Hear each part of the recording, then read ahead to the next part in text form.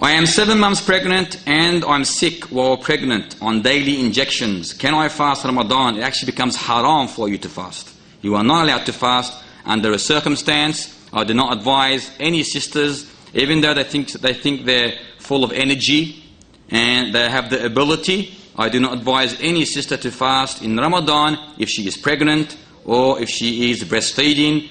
Allah has made it easy for you. Do not make it hard on yourself. Instead, break your fast and expiate a ransom, which is feeding a poor person for every day that you miss.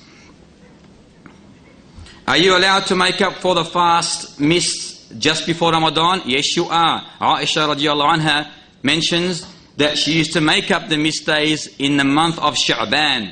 And it's an authentic narration on her behalf. On the month of Sha'ban, and that is the month before, that precedes the month of Ramadan. It comes between Ramadan and Rajab. So you are allowed to make it then. However, I do not advise you to do that, because you may accidentally go beyond that, which becomes a sin. Which becomes a sin if you have no valid reason to do so.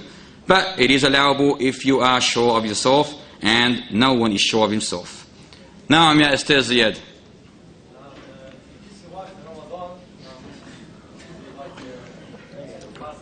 Are you allowed to kiss? Are you allowed to embrace? Are you allowed to touch your wife in Ramadan? You are absolutely allowed. Now we can put that under 3 categories. 1, it becomes haram if you believe that kissing, that embracing, that touching may lead, or indefinitely lead. In other words, you cannot control your desire, and if that leads to the prohibition, which is committing sexual intercourse with your wife, then it is haram to touch, to embrace or kiss. If you are in doubt that this kiss or that touch or that embracing will only may lead to that problem, then it becomes disliked. If you are sure of yourself, you have control over your ability, your sexual desire, and you are sure that you will not let this go further, then it is not a problem, it is mubah, acceptable for you to do so. And Muhammad sallallahu alayhi wa sallam would, as Aisha mentions, kiss his wives in Ramadan with no problem at all. Now, if you fall on your wife, you have perished, you can say. If you perish, it's just about the same, subhanAllah. If you fall on your wife in the month of Ramadan, which is a deliberate fall, not a forgetful fall, a deliberate fall, then a forgetful fall. In other words, if you forget your fasting, just as you may forget fasting and you eat and drink, if you forget your fasting and you do have sexual intercourse in the month of Ramadan, then you have nothing on you. There is no expiation and there is no ransom, and you do not have to make up for that day. It's forgetfulness. It's just like eating and drinking on a day when you have forgotten. But if you fall on her while you have the will and the ability not to, you know that you should not, but you fell on her due to your sexual desire, you cannot control yourself, then you must expiate for what you have done.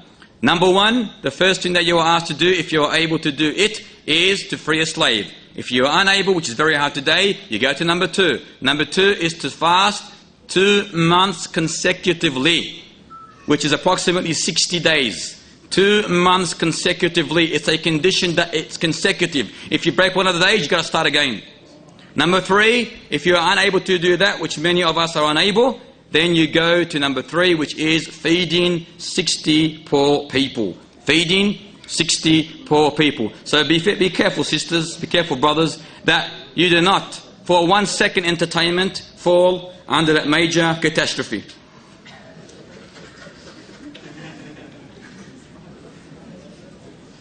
Because there'll be 60 days when you are unable to do that same thing. That's in the day anyway.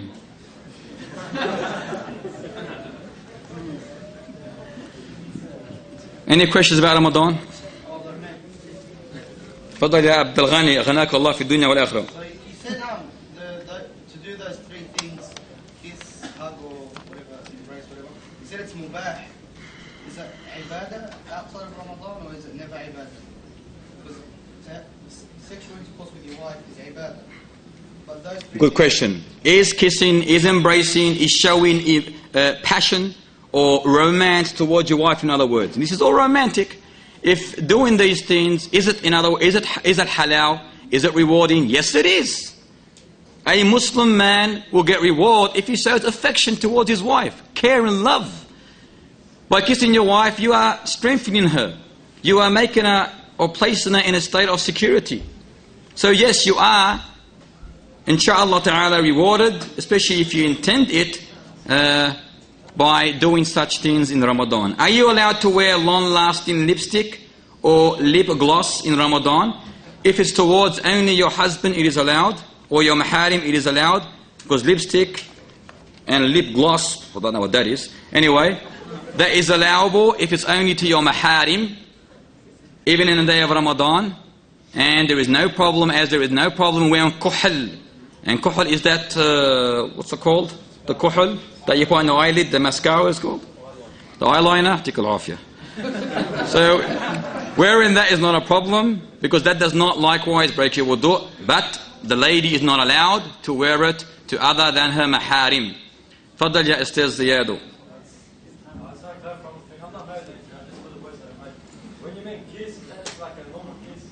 Astaghfirullah al-Azim. There are 20, 15-year-olds here.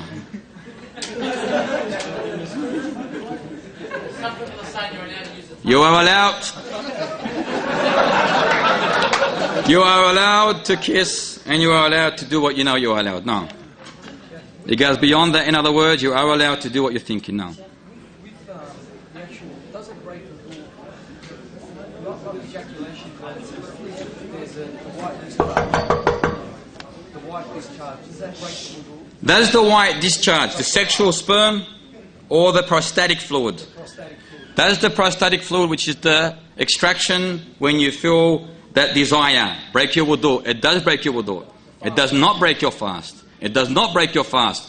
One thing here we've got to make sure of and understand, that everything that you are the reason for, which is the sexual sperm, if you are the cause of that sexual sperm extracting, coming out, then that expiation falls on you. Then that expiation falls on you. If you are not the reason, in other words, a wet dream occurred, then you have no problem on you at all. Just like if you wake up for Fajr and you are in a state of sexual defilement, then you continue fasting on that day, and you do not say you should not fast because you have not had a shower before the appearance of Fajr. No, the way of Muhammad sallallahu alaihi wasallam was that he fasted even though he was in such a state. What do you recommend? Let's answer one, inshallah. What do you recommend for us to have for suhoor? I recommend what Muhammad sallallahu alaihi wasallam recommended to all of us, is how excellent is the dates for suhoor. How excellent is the dates for suhoor. The best thing you can have for suhoor is dates, and I advise every single person to have suhoor. As the hadith mentions, it is a blessed nourishment. It is a blessed nourishment. And oranges, and it is a blessed nourishment. Likewise, if you do not want to have dates, you don't want to have your kapsa and the chicken over it, you don't want to have lasagna or spaghetti, you don't want to have what the Lebanese have, Allahu musta'an, then you just have a gulp of water, a sip of water. All you have is a sip of water, and that is a blessing if you do such. It is a blessing if you do such. When are you allowed to have suhoor? What time? We've got to understand something here, very important.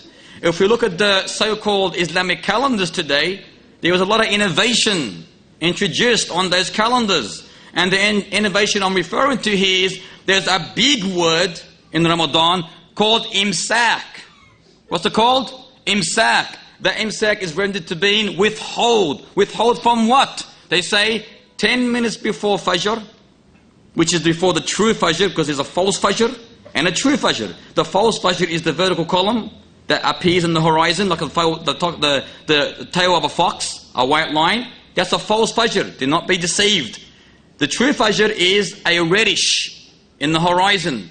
That is the time when the appearance of Fajr has appeared, and you are not allowed to eat or drink after that. As for the false Fajr, those people of innovation, of ignorance, what they do is, they have calendars saying imsak, saying you are not allowed to go beyond that point in eating or drinking. This is false. This is not right. It is haram to put satins on the calendars like this. Why? Because a person wakes up 10 minutes before the Fajr, the true Fajr appears, and says, oh, hold on, it's imsak time. The poor person is going to miss out on his food. And the sunnah is to have it later, to delay your suhoor, just before Fajr. The hadith mentions 50 verses, what it takes to recite 50 verses. So you are allowed to have it. Get someone some water for Adam, please. You are allowed to have it just before. Abdul Ghani, didn't drink this.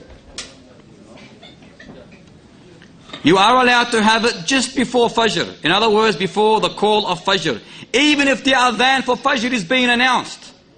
Even, brothers and sisters, understand this very carefully. Even if the Fajr has been called, the Fajr, the adhan that allows you to pray, the Fajr prayer, if that's been called, if you had a vessel in your hand, a cup for example, can you drink it? You hear the adhan for Fajr. Not the imsak, that's garbage, forget about that. Forget about the Fajr now. Imsak is just a load of crap. Now the Fajr has appeared, the true Fajr. The adhan is being made, the muaddin is calling the adhan. Are you allowed to continue this vessel? The utensil in your hand, you can finish what you need to finish.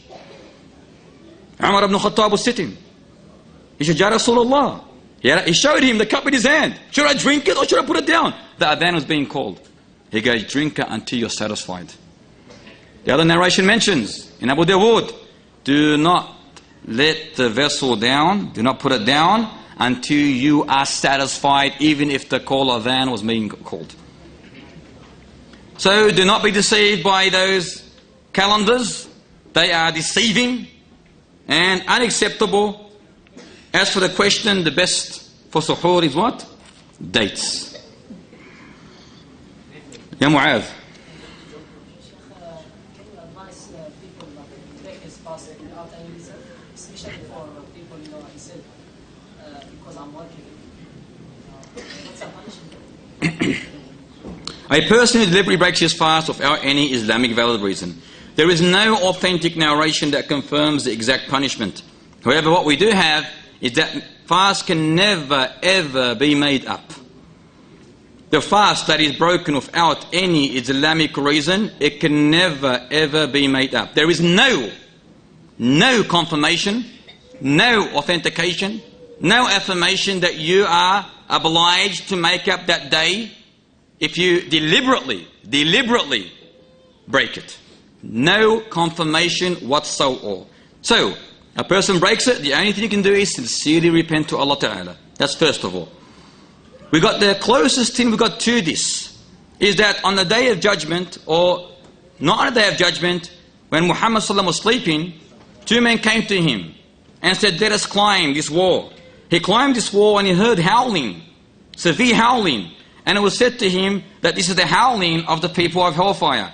Then he went to a place where he saw people hung by their hamstring. Hung by their what? By their hamstrings. Hung by their hamstrings with their jaw bones all broken, torn apart, gushing with blood. He said, who are these people? This is the punishment of the grave for those sinners. He said, who are these people? Because these are the people who break their fast before its due time. Just before its due time.